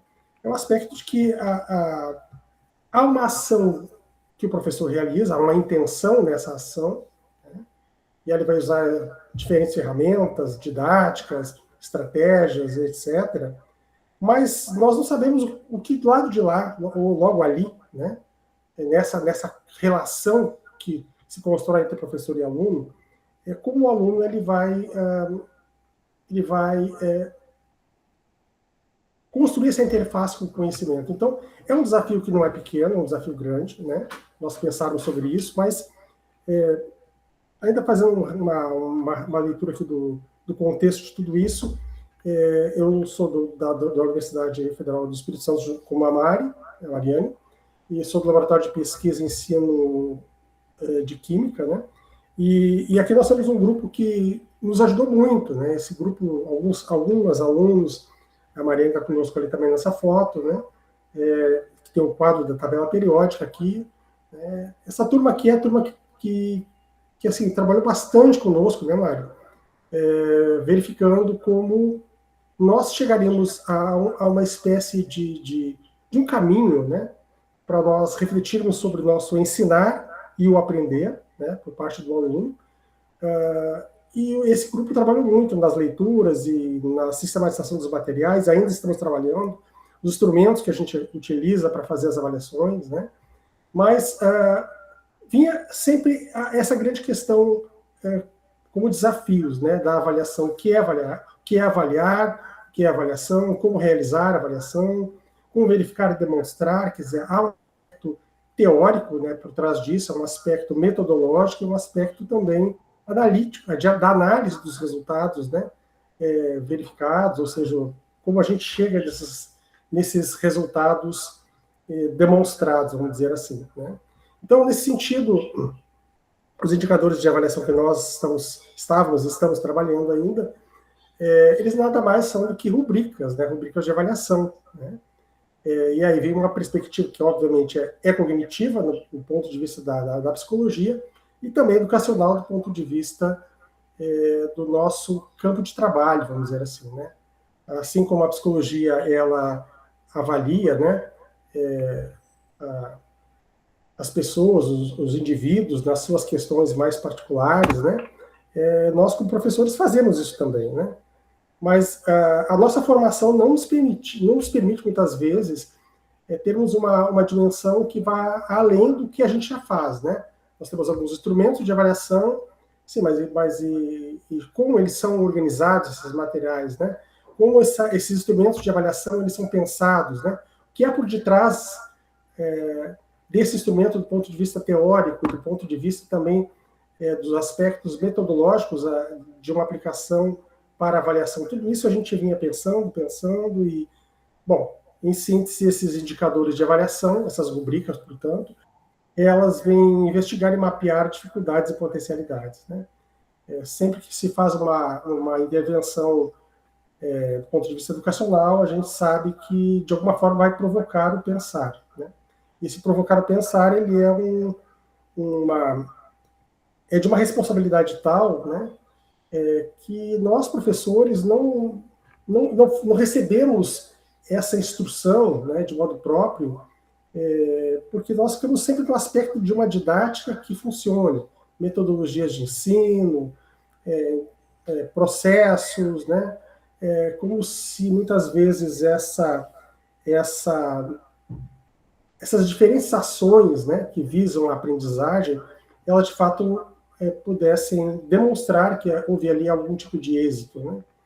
Mas nós sempre caímos recorrentemente às métricas já clássicas, né, da avaliação, e muitas vezes nós, por mais concepções que se tenha, mais conhecimento que se tenha sobre avaliação, a gente acaba preso num sistema, né? E o sistema é um sistema muito fechado, né? Que impõe uma nota, que impõe um conceito, né? Que impõe o apto ou não apto, aprovado ou reprovado, essas coisas que nós sabemos. Ou até, no momento atual, né, em que a avaliação ela já é quase que uma avaliação automática, né? Eu tenho conversado com algumas pessoas de alguns lugares, né, como São Paulo, meu irmão é vice-diretor de uma escola, né, ele é professor de matemática, e, assim, é muito duro para o professor no contexto atual trabalhar a avaliação, porque ela se torna, né, uma avaliação muitas vezes vinculada a outras perspectivas que não o próprio aprender, né, o ensinar a aprender, o processo de ensino e aprendizagem. Mas nesse sentido, então, as rubricas, e aí pensando nós professores, nós pesquisadores também, né, que pesquisamos os aspectos que envolvem o ensino e a aprendizagem, nós, então, temos alguns enfoques gerais, né, que envolvem a avaliação de aprendizagem de modo específico, né, que como já foi falado aqui pela Mari, né, a perspectiva behaviorista ou comportamentalista, cognitivista e humanista, né. Nós ficamos nesse campo central aqui, onde está Piaget, Vygotsky, Ausubel, né, e outros autores, mas esses são os três principais do enfoque cognitivista, né. Aí chega como novidade para o nosso grupo de pesquisa, né, e chega como novidade também para as minhas reflexões junto com o André, a contribuição que a Mariana nos traz desse autor, que é Robert Sterber, né. E aí traz uma perspectiva nova de uma avaliação na perspectiva cognitiva.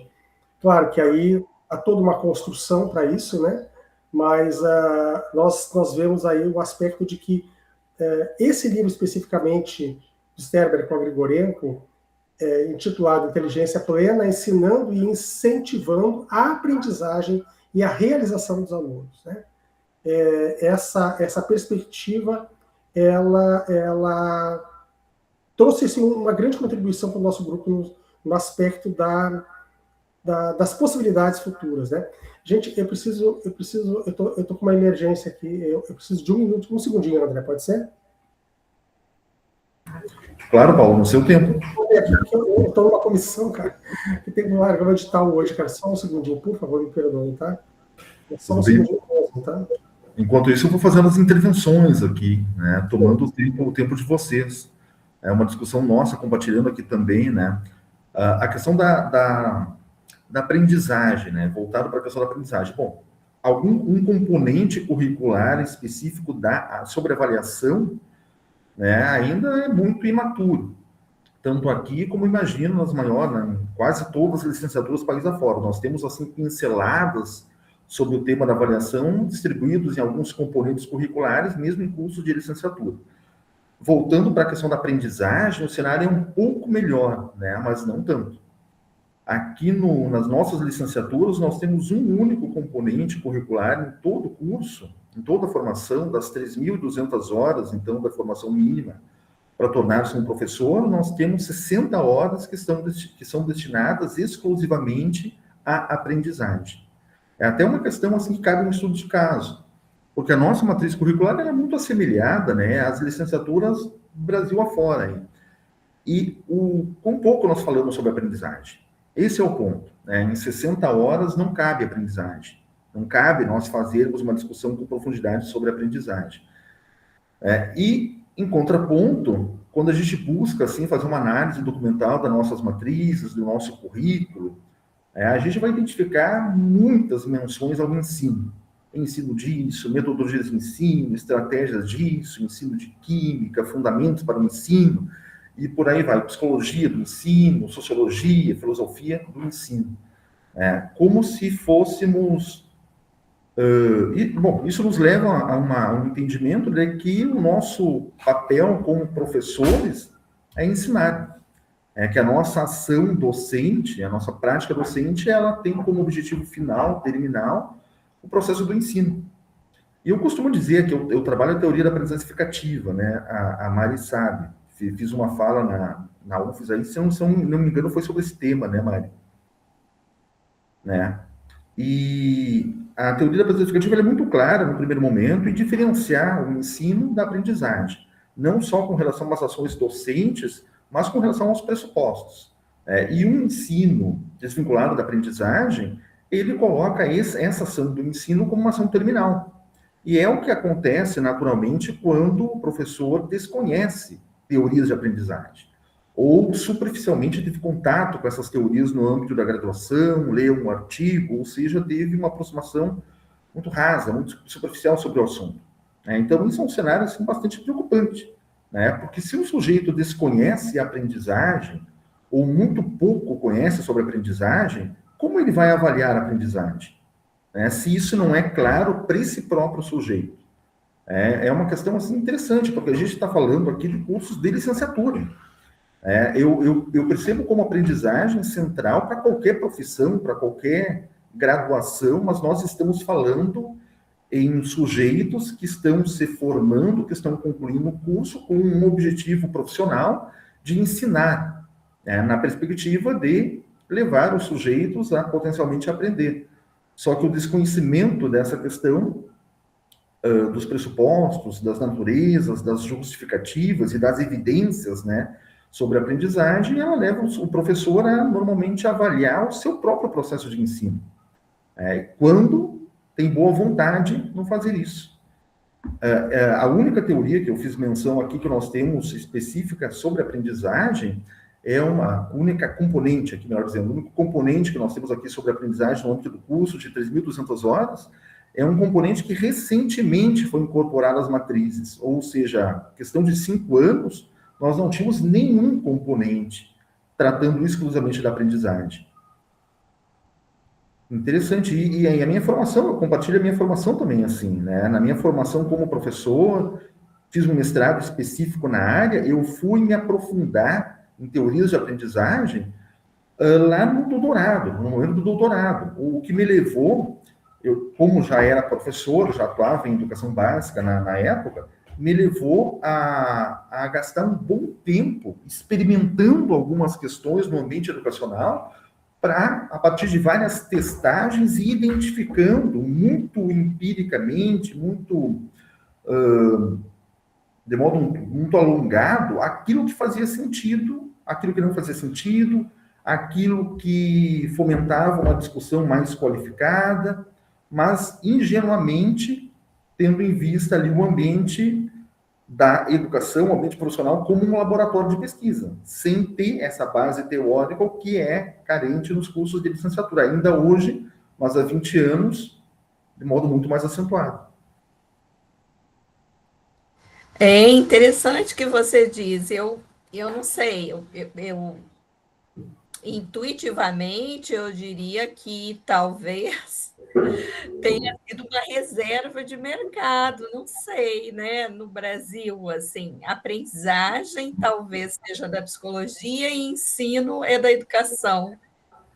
Estou pensando alto agora aqui, né? Mas a gente sabe de uma tensão, né, entre a perspectiva da psicologia e da educação sobre toda a questão, né, do ensino, e talvez esse tenha sido um caminho, né, de você separar, assim, né, e fazer uma reserva, assim, de mercado. Não, a gente não lida com o ensino aqui na psicologia, e na educação não se vê aprendizagem, processo de aprendizagem, porque, né?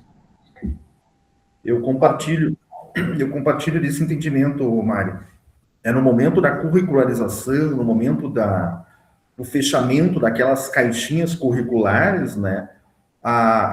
O tema aprendizagem ele se desgarrou do campo do ensino, do campo da educação, né? E ficou no campo da psicologia. E o ensino talvez tenha vindo para cá em detrimento da psicologia.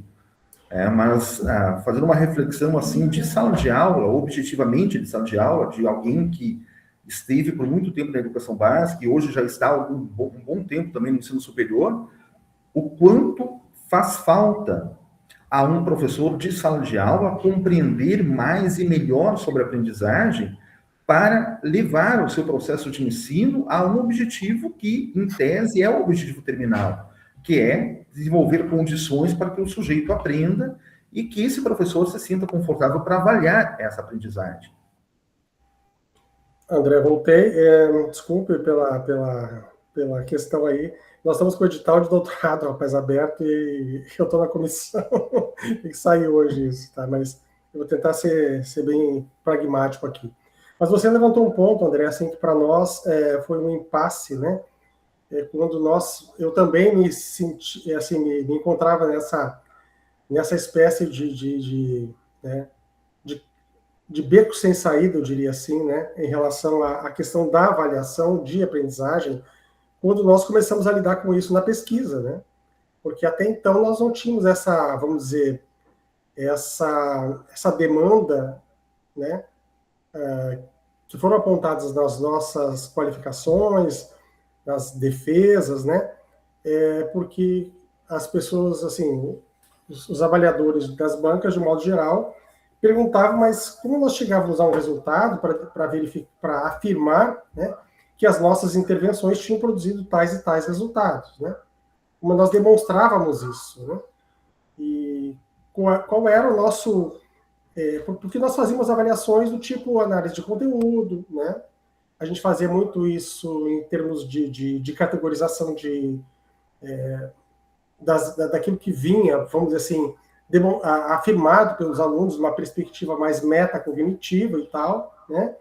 Então, assim, foi um processo construído com vamos dizer assim, com muita dificuldade, porque, como você mesmo fala, André, a gente não tem uma formação para compreendermos de fato o que é aprendizagem. O que nós vimos, mesmo nós, lá durante as aulas do Moreira, né, lá na URGS, a gente viu a perspectiva dos enfoques das teorias de aprendizagem, mas, assim, ainda faltavam como, né? Você tem as teorias, mas e como você faz isso, né? Aí nós fazíamos todo um esforço, né, na perspectiva de uma avaliação mais quali, né, tentando aplicar a teoria, e foi muito difícil, né? Então, o caminho oposto foi exatamente a gente verificar em alguns artigos, alguns textos produzidos fora do Brasil, né, que traziam algumas indicações de possibilidades, né? E ali fomos vendo, por exemplo, que alguns químicos, né, que publicavam na Royal Society of Chemistry, estavam produzindo algumas novidades, vamos dizer assim, para nós, aqui para o nosso grupo de pesquisa, na época, né, trazendo alguns fundamentos da psicologia. E aí foi quando nós buscamos a Mariane para nos socorrer, né, nessas reflexões.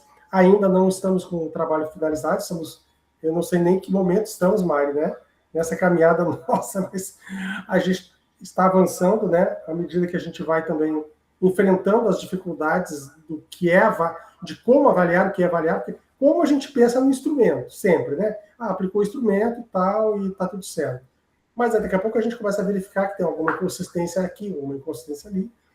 E o aspecto que pega para nós, assim, agora, nesse momento, né? Aí partindo das contribuições do Sternberg e Grigorenko, de modo específico, né? É o fato de que nós estamos hoje com uma demanda, né? Para avaliarmos, então, nessa perspectiva que a Mariana trouxe, as condições, ou a gente está até chamando de habilidades cognitivas, né, em termos práticos, analíticos e criativos, para dialogar um pouco mais com a educação. Estamos falando de habilidades cognitivas um pouco porque não temos talvez uma melhor, vamos dizer assim, forma de colocar as questões. Mas estamos trabalhando, né, para apurar melhor essa questão toda da nossa linguagem, porque a gente está buscando ter uma aproximação da teoria com aquilo que a gente tem assim, mapeado em termos de resultados esperados, né? Portanto, a gente está buscando utilizar essas rubricas, né, que são os nossos indicadores, para nos dar essa dimensão que conversa um pouco com os nossos teóricos da educação, né? E então a gente verifica que as taxonomias que a gente utiliza, né, elas nos ajudam um pouco, e aqui alguns verbos de ação nos ajudam a pensar também na avaliação dessa perspectiva prática, do aplicar, utilizar, da analítica, do comparar, avaliar, da criativa, do criar, planejar, né? E aí, a teoria da inteligência plena, ou teoria da inteligência triárquica, ela resultou no primeiro material que foi produzido, um artigo, né, que a gente faz uma correlação entre a teoria de Ausubel, que é a teoria da aprendizagem significativa, com a teoria da inteligência plena de Sternberg. A gente fez uma aproximação, mas um dos produtos internos do próprio artigo foi a produção, né, de rubricas que nós chamamos de indicadores, né, de desempenho cognitivo, e nós começamos a experimentar, né, porque dentre as coisas que nós fazemos aqui no nosso trabalho, nós sempre chegávamos às questões que envolviam perguntas, né, bem objetivas, problemas, vamos dizer assim, questões a serem resolvidas e tomadas de decisão. Então, esse foi o campo com o qual nós começamos a utilizar essas rubricas, né? E aí, então, nós chegamos, a partir da teoria de Sternberg, né?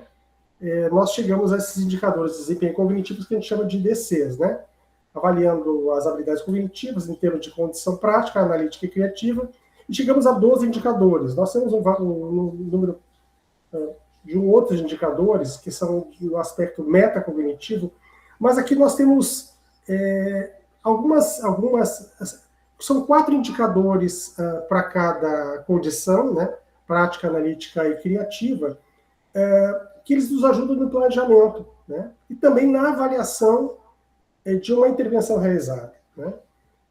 Nós estamos com alguns trabalhos, né, de mestrado, alguns de doutorado, a gente tem aplicado também agora na graduação para verificar o quanto aquela intervenção produziu os resultados esperados em termos de objetivos de aprendizagem, né? Então, esses objetivos a gente trabalha com o currículo do Espírito Santo, né? E também trabalhamos com a BNCC em termos daquilo que se tem de documentos oficiais, e nós estamos buscando fazer um diálogo, né, com a teoria de Sternberg para verificar, então, numa métrica que a gente utiliza, que é a escala Likert, a gente usa 7 pontos dessa escala, mas não só isso, a gente também trabalha com uma outra metodologia chamada teoria fundamentada em dados, numa perspectiva quantitativa utilizando os indicadores e numa perspectiva qualitativa utilizando a teoria fundamentada em dados, que ela tem uma base da fenomenologia, né?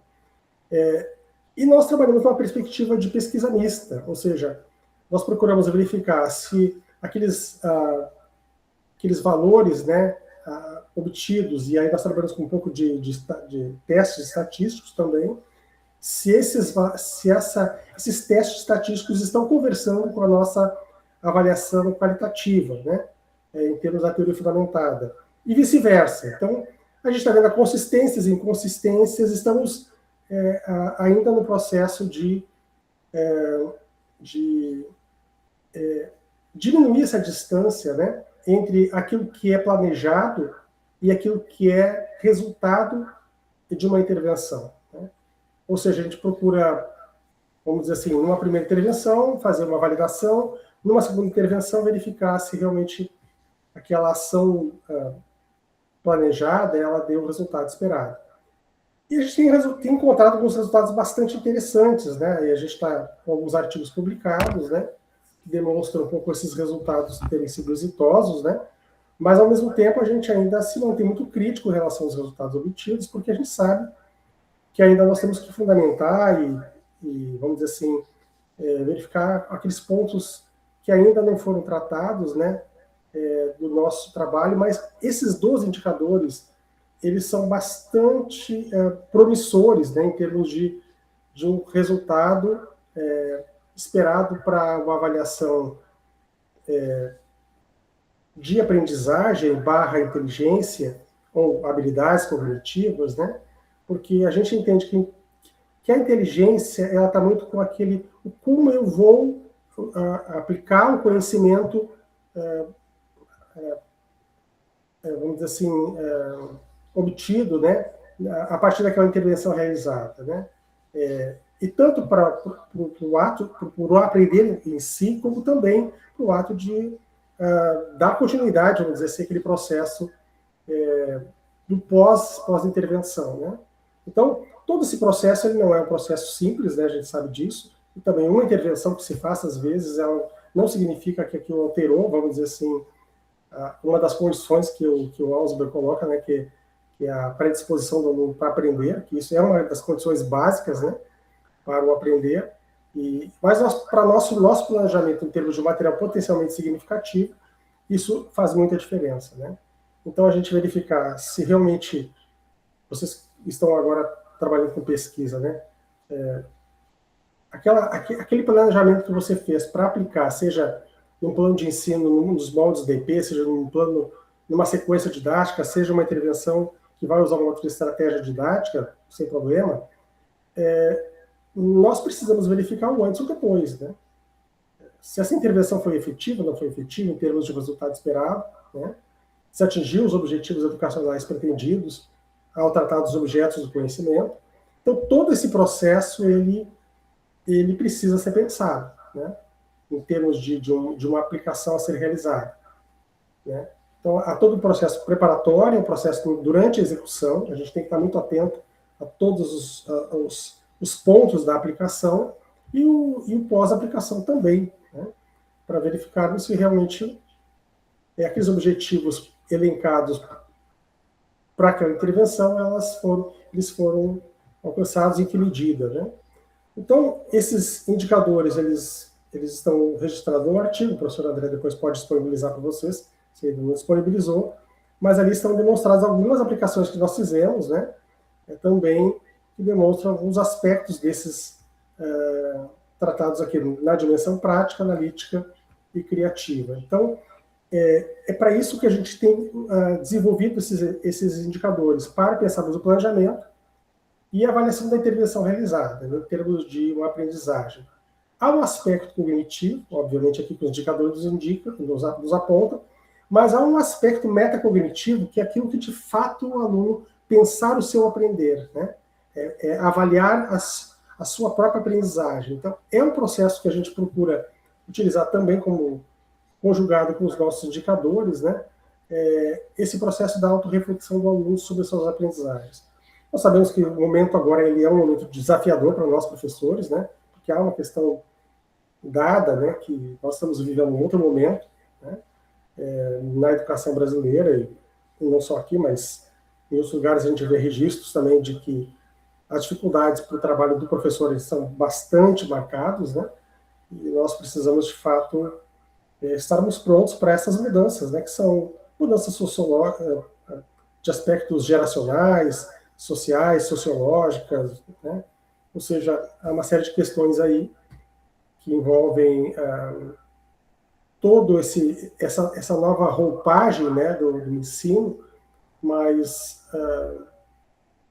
tentar compreender esse processo por dentro é aquilo que vai nos dar uma certa segurança de que, bom, o ato de ensinar, ele de fato repercutiu na aprendizagem, né, dos alunos em relação àquele objeto tratado, né, do conhecimento em si. Aqui a gente tem algumas questões que depois a gente pode deixar aqui para vocês esse material, né, para a gente pensar de que esses verbos de ação eles podem nos apontar realmente alguns caminhos pareados com as taxonomias, aí seja de Bloom ou de outros autores também, para pensarmos, né, a questão do planejamento e da avaliação das aprendizagens, né, e de como elas poderão contribuir, né, no processo final da formação, né, e aqui especificamente falando do ensino de ciências, né, mas não só de ciências, como de outros campos do conhecimento também, né. Então, esses são os nossos desafios, né, pensar a avaliação sobre o que ela é, como realizar e como verificar e demonstrar. Minimamente, a gente espera que essa contribuição teórica dos nossos indicadores elas possam servir também para que venham outras questões, né, e a crítica ela é muito bem-vinda, né, eu sempre tenho a crítica como feedback, né, então o feedback dos aplicadores assim, é fundamental para a gente tratar dos pontos frágeis, né, vamos dizer assim, tanto do ponto de vista metodológico da aplicação dos indicadores, quanto do ponto de vista teórico também. É isso, gente. Falamos muito, né, Mari, meu pai? Obrigado, Paulo. Ascensão, Mari, aí. Vamos abrir alguma discussão, algum questionamento, pode ser, tanto pelos presentes como pelos ouvintes no ambiente virtual, tá? Fiquem à vontade para colocar algo no chat, fazer alguma questão, tá? Temos uns minutinhos ainda. Tá? Enquanto isso, eu vou agradecendo vocês, né? Mariane, Paulo, sempre... Deixa eu virar para a câmera agora enquanto eu converso com vocês. Né?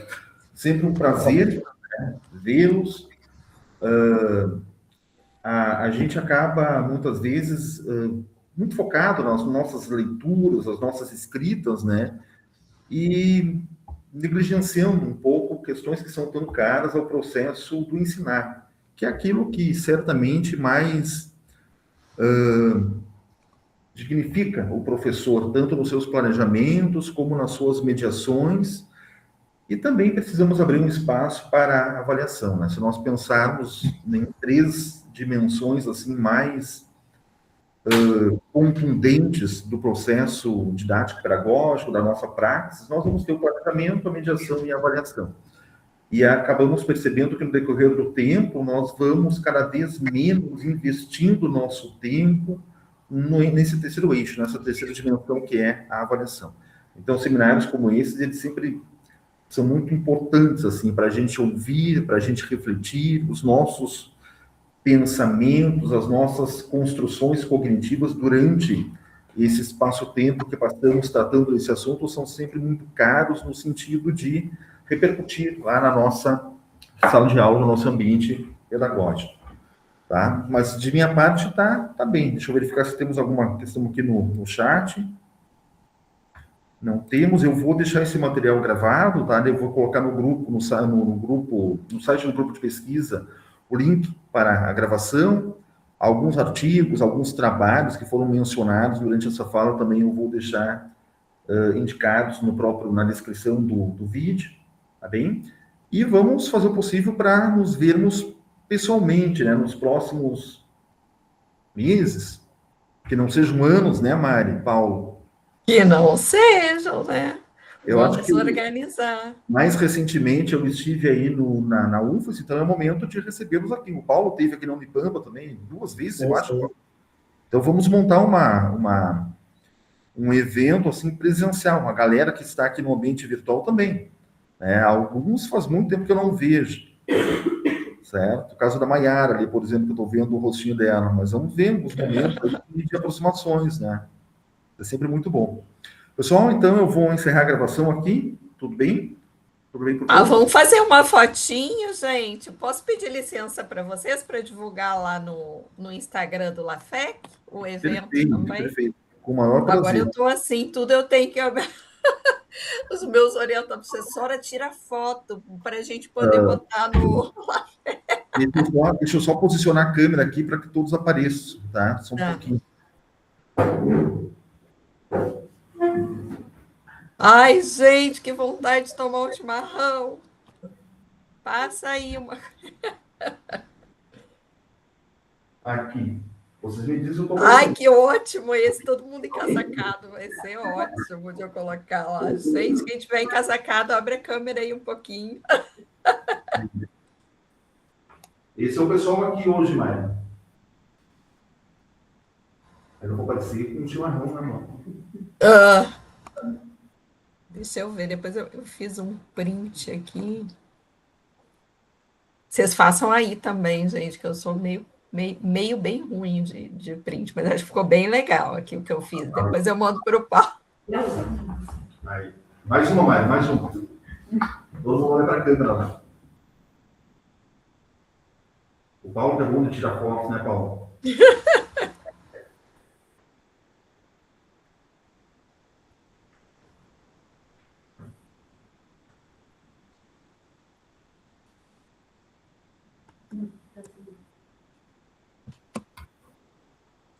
André, pode uma última falinha?